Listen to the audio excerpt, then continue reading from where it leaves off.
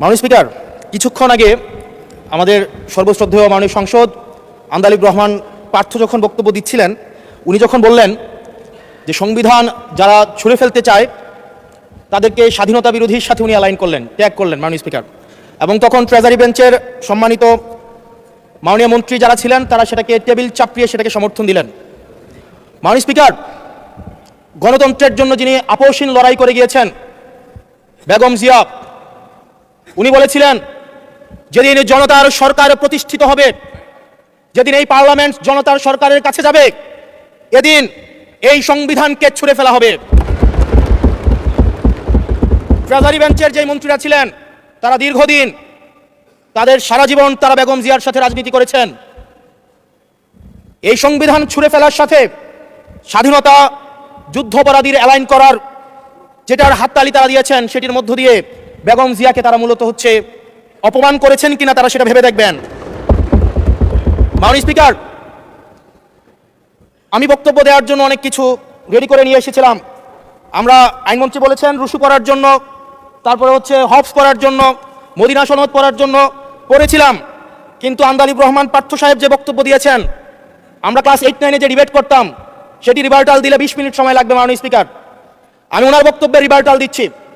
উনি বলেছেন যে আমি কোট করছি, উনি বলেছেন 72-এর সংবিধানের কিছু কিছু বিষয়কে ওনারা সম্মান দিয়েছেন। তার মানে কিছু কিছু বিষয়কে ওনারা সম্মান দেয় নাই।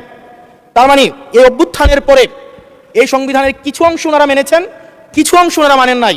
ওনারা কেবল ওই অংশটাই মেনেছেন যে অংশটা ওনাদের পক্ষে গিয়েছে, যে অংশটা ওনাদের বিপক্ষে গিয়েছে এই অংশটা ওনারা মানেন নাই।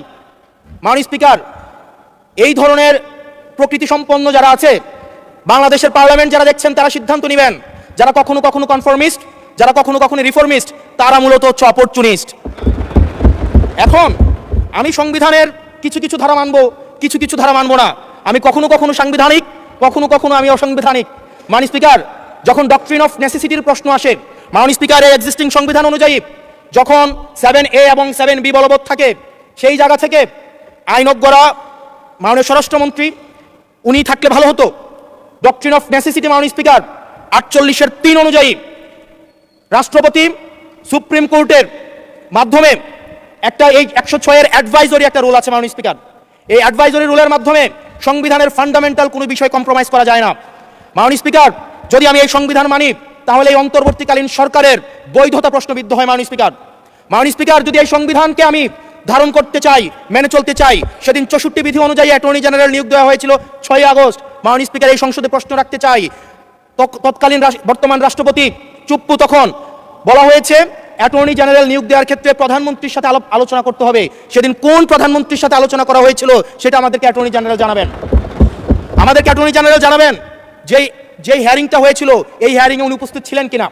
তখনকার সময় যিনি প্রধান বিচারপতি ছিলেন ওবায়দুল হক, তিনি তখন কোথায় ছিলেন, সেই রায়ের কপিটা আমরা দেখতে চাই। মাননীয় স্পিকার, মাননীয় স্পিকার, আপনি যখন বেগম জিয়াকে 6 আগস্ট সর্বপ্রথম ছাত্র জনতা যখন সিদ্ধান্ত নিয়েছিল আর এক মুহূর্ত বেগম জিয়াকে কারাগারে থাকতে দিবে না, বেগম জিয়াকে রাষ্ট্রপতির আদেশের মধ্য দিয়ে বেগম জিয়াকে সেদিনই হচ্ছে কারাগার থেকে যেই জুলুমের মধ্যে রাখা হয়েছিল সেটা থেকে ছাত্র জনতার রায়ের মধ্য দিয়ে সেখান থেকে বের করে আনা হয়েছিল। মাননীয় স্পিকার, যদি এই সংবিধানকে বাইবেল ধরে নেই, এই সংবিধানকে যদি গসপেল ধরে নেই, এই গসপেলের পুরোহিত অনুযায়ী যেভাবে ভ্যাটিকান সিটি চলে সেটা যদি আমরা ধরে নেই, তাহলে মাননীয় স্পিকার সেদিন বেগম জিয়া জেল থেকে বের হতে পারেন না। মাননীয় স্পিকার, মাননীয় স্পিকার, সেদিন বেগম জিয়া জেল থেকে বের হয়েছিল অভ্যুত্থানের জনরায়ের ভিত্তিতে। মাননীয় স্পিকার, মাননীয় স্পিকার, আপনারা বলছেন আপনারা ঠিক সেই জায়গায় আপনারা সংবিধানকে আপনারা মানছেন যেই জায়গায় সংবিধান থেকে আপনারা বেনিফিটেড হবেন। মাননীয় স্পিকার, গ্রামের ভাষায় কথা আছে, বলতে চাই না, যে গাং পার হইলে মাঝি কুন্দুলা ভাই। ছাত্ররা, আপনাদের নেতাকর্মীরা গত 17 বছর ধান খেতে ঘুমাইতে হয়েছে, ত্যাগ তিতিক্ষার মধ্য দিয়ে যেতে হয়েছে। মহাসচিব কান্না করে বলেছে তাদের নেতাকর্মীরা ঢাকায় এসে রিক্সা চালিয়ে জীবন নির্বাহ করতে।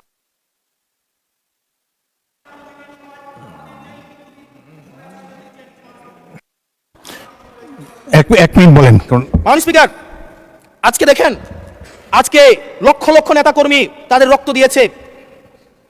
ফ্যাসিবাদ বিরোধী প্রত্যেকটি রাজনৈতিক দল, কোন রাজনৈতিক দলকে বিশেষভাবে আমি আলাদা করতে চাই না, ফ্যাসিবাদ বিরোধী প্রত্যেকটি রাজনৈতিক দলের রক্ত, শ্রম, ঘামের মধ্য দিয়ে এই হাসিনার পতন হয়েছে। এই হাসিনার পতনের পরে যখন জনরায়, মাননীয় স্পিকার, যখন জনরায় কখনো কেতাবের কাছে মাথা নত করে না, এটা ভ্যাটিকান সিটি নয় যে গসপেল অনুযায়ী হচ্ছে দেশ পরিচালিত হবে। 68% জনগণ তারা সিদ্ধান্ত জানিয়ে দিয়েছে এই সংবিধানের যেই বেসিক স্ট্রাকচারাল জায়গায় কোন জায়গাগুলোতে রিফরমেশন আনতে হবে। মাননীয় স্পিকার আন্দালিব রহমান পার্থ সাহেব বলেছেন যে অর্ডারে নাকি হচ্ছে সংবিধান সংস্কার পরিষদের গঠনটা নাই। উনি যদি একটু পরিশ্রম করতেন, জাস্ট একটা পাতা উল্টাইতেন, একটা পাতা পরেই বলা হয়েছে সংবিধান সংস্কার পরিষদ গঠন যদি হেজলযুক্ত। ধন্যবাদ মাননীয় সদস্য, ধন্যবাদ।